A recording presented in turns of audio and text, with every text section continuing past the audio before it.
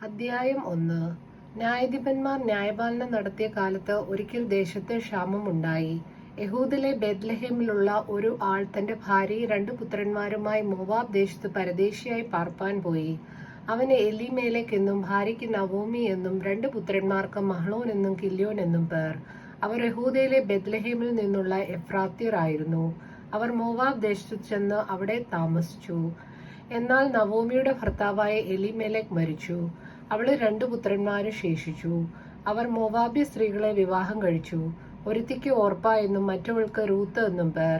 അവർ ഏകദേശം 10 സംവത്സരം അവിടെ പാർത്തു. പിന്നെ മഹ്ലോനും കില്യോനും ഇരുവരും മരിച്ചു.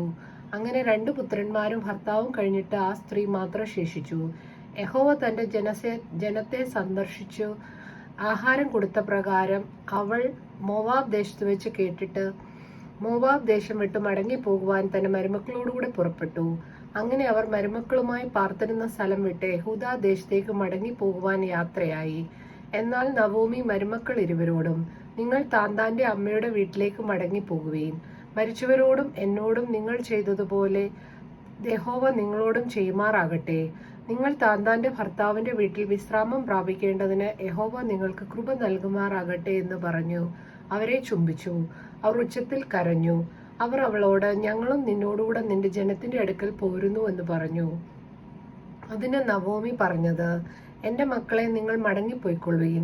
എന്തിന് എന്നോടുകൂടെ പോരുന്നു? നിങ്ങൾക്ക് ഭർത്താവായിരിക്കാൻ ഇനി എന്റെ ഉദരത്തിൽ പുത്രന്മാരുണ്ടോ? എന്റെ മക്കളെ, മടങ്ങിപ്പോയിക്കൊള്ളുവീൻ. ഒരു പുരുഷന് ഭാര്യയായിരിക്കാൻ എനിക്ക് പ്രായം കഴിഞ്ഞുപോയി.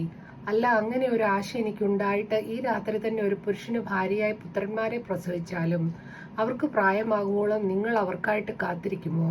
നിങ്ങൾ ഭർത്താക്കന്മാരെ എടുക്കാതെ നിൽക്കുമോ? അത് വേണ്ട എന്റെ മക്കളെ.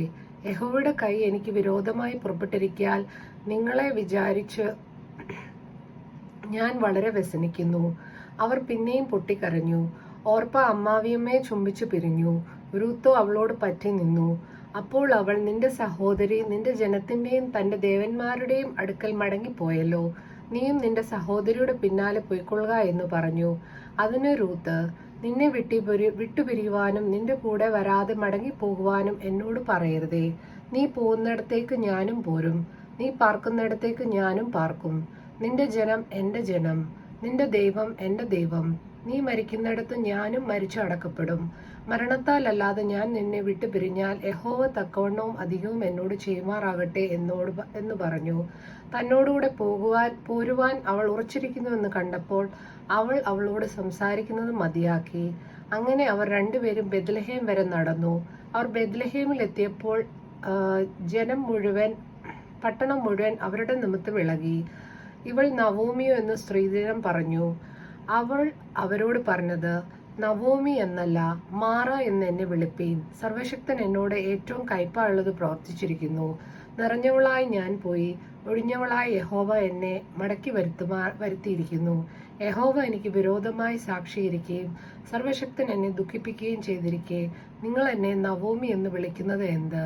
അങ്ങനെ നവോമി മോവാബ് ദേശത്ത് നിന്ന് കൂടെ പോന്ന മരുമകൾ രൂത്ത് എന്ന മോവാബ്യ സ്ത്രീയുമായി മടങ്ങി വന്നു. അവർ യവക്കൊയ്ത്തിന്റെ ആരംഭത്തിൽ ബേത്ലഹേമിൽ എത്തി. പാറയ്ക്കുമോർ.